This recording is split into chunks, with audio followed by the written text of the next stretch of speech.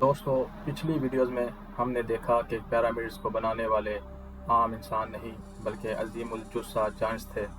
लेकिन सिर्फ ताकत काफ़ी नहीं थी। इतने बड़े पत्थरों को मिलीमीटर की परफेक्शन के साथ काटना और फिट करना, क्या ये सिर्फ हाथों का काम था या उनके पास ऐसी टेक्नोलॉजी थी जो आज की साइंस से भी आगे थी? इस वीडियो में हम इन राज को जानेंगे।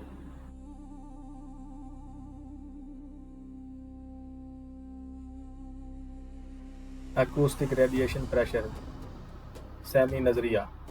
मॉडर्न साइंस में एक्यूस्टिक लेविटेशन स्टैंडिंग वेव्स के ज़रिए काम करती हैं।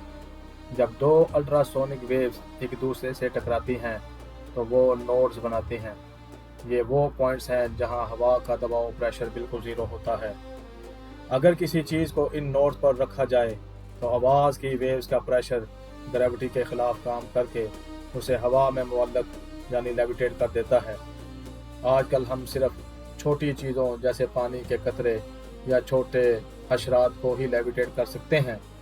बहुत भारी पत्थरों को उठाने के लिए ऐसी साउंड इंटेंसिटी चाहिए होगी जो शायद पत्थर को ही तोड़ दे या इंसान को बहरा कर दे। एक्यूस्टिक लेविटेशन, आवाज़ की ताकत। साइंस की थ्योरीज बताती हैं कि हाई फ्रीक्वेंसी साउंड वेव्स हवा में चीज़ों को उठा सकती हैं। इस थ्योरी के मानने वाले अक्सर इजिप्ट यानी मिस्र के अनफिनिश्ड ऑब्लिक्स या पुमा पुनक के बारीक सुराखों की तरफ इशारा करते हैं। उनका ख्याल है कि अगरचा तांबा नरम होता है, लेकिन अगर उसे मखसूस फ्रीक्वेंसी पर वाइब्रेट किया जाए तो वो ग्रेनाइट जैसे सख्त पत्थर को भी मक्खन की तरह काट सकता है। कुछ लोग तो ये भी कहते हैं कि पुरानी तस्वीरों में जो सूता दिखाया जाता है वो असल में एक ट्यूनिंग फोर्क था जो पत्थर की वाइब्रेशन को कंट्रोल करने के लिए यूज़ होता था। इसी बात को अगर कुरान के नज़रिए से देखा जाए तो कुरान में बार बार इसका जिक्र मिलता है कि एक चिंगार ने जो इतनी ताकतवर थी कि पूरी कौम जैसे कौम समूद को तबाह कर दिया। कायनात की तख्लीक का आगाज़ कुन हो जा से होता है जो एक वोकल कमांड है।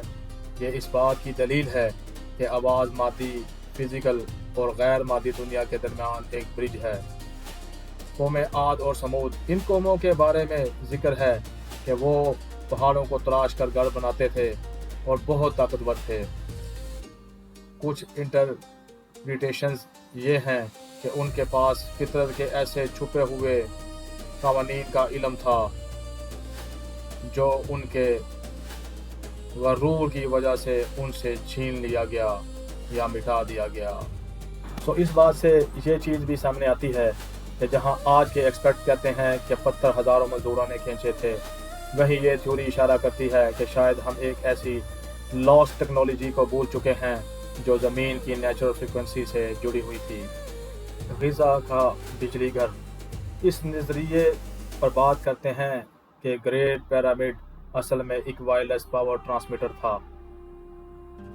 पिरामिड की बनावट में ऐसे पत्थर इस्तेमाल किए गए हैं जो सिर्फ सजावट के लिए नहीं थे। पिरामिड में ग्रेनाइट का बहुत ज़्यादा इस्तेमाल हुआ है जिसमें क्वार्ट्ज होता है। क्वार्ट पीजो इलेक्ट्रिक होता है। इसका मतलब है कि जब इस पर दबाव पड़ता है तो ये इलेक्ट्रिसिटी यानी बिजली पैदा करता है। बाहर की तरफ लगा हुआ सफ़ेद लाइमस्टोन यानी चूने का पत्थर एक इंसुलेटर का काम करता था जो बिजली को अंदर ही महफूज रखता था। पिरामिड के अंदर जो मखसूस कमरे हैं उनका मकसद शायद सिर्फ कमरे बनाना नहीं था। द किंग्स चैम्बर थ्योरी ये है कि ये कमरा अर्थ की नेचुरल वाइब्रेंस, ज़मीन की अपनी थरथराहट को पकड़ने के लिए एक रेजोनेटर के तौर पर डिज़ाइन किया गया था। जब ज़मीन की वाइब्रेशन ग्रेनाइट के साथ मिलती थी तो पीजो इलेक्ट्रिक इफेक्ट की वजह से वो मैकेनिकल एनर्जी इलेक्ट्रिक एनर्जी में बदल जाती थी। इस कॉन्सेप्ट को बगदाद बैटरी के मिलने से और सहारा मिलता है जो कि एक कदीम मिट्टी का बर्तन था जिसमें कॉपर और आयरन रोड से थोड़ी बिजली पैदा की जा सकती थी। अगर पुराने ज़माने में लोग छोटी बैटरी बना सकते थे तो क्या ये मुमकिन है कि उन्होंने पिरामिड जैसे बड़े ढांचे को एक जायंट बैटरी या पावर स्टेशन के तौर पर इस्तेमाल किया हो। कुछ लोग कहते हैं कि गिज़ा का पिरामिड वायरलेस इलेक्ट्रिसिटी बिल्कुल निकोला टेस्ला के ख्वाब की तरह पूरे इलाके में फैलाने की सलाहियत रखता था। यहाँ दिलचस्प बात यह है, अगर आप किंग्स चैम्बर में खड़े होकर एक मखसूस फ्रीक्वेंसी पर आवाज़ निकालें तो पूरा कमरा गूंजने लगता है। यह डिज़ाइन इस बात की तरफ इशारा करता है कि इसे एक्ूस्टिक और एनर्जी के लिए ही बनाया गया था। अगर आप इस पिरामिड में इस्तेमाल होने वाले पत्थरों का जायजा लें तो हैरत अंगेज सफाई से तराशी गई हैं।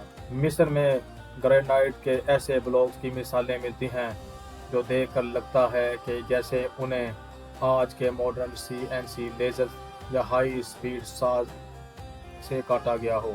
सबसे बड़ा सवाल और हैरत यह है कि एक ऐसी सिविलाइजेशन जिसके पास सिर्फ कांसी के औजार थे, उन्होंने दुनिया के सबसे सख्त पत्थरों में से एक यानी ग्रेनाइट को इतनी स्मूथ फिनिश के साथ कैसे काटा। ग्रेनाइट के मुकाबले में बहुत नरम होता है। आमतौर पर ब्रॉन्ज से ग्रेनाइट को नहीं काटा जा सकता जब तक उसमें कोई मखसूस जैसे क्वार्ट्ज सैंड ना मिलाया जाए, लेकिन फिर भी जो सफाई वहाँ मिलती है वो मैनुअली मुमकिन नहीं लगती।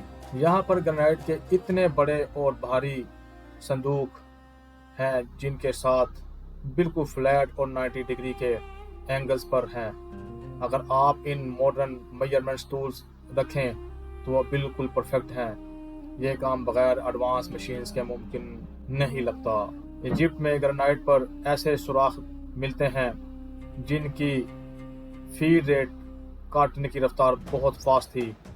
इन सुराखों के अंदर मखसूस स्पाइरल मार्क्स हैं जो इशारा करते हैं कि कोई बहुत ही फास्ट घूमने वाला ड्रिल वहाँ इस्तेमाल हुआ था। यहाँ पत्थरों पर ऐसे निशान हैं जो लगता है कि किसी बड़ी सर्कुलर सा यानी गोल आरी के हैं।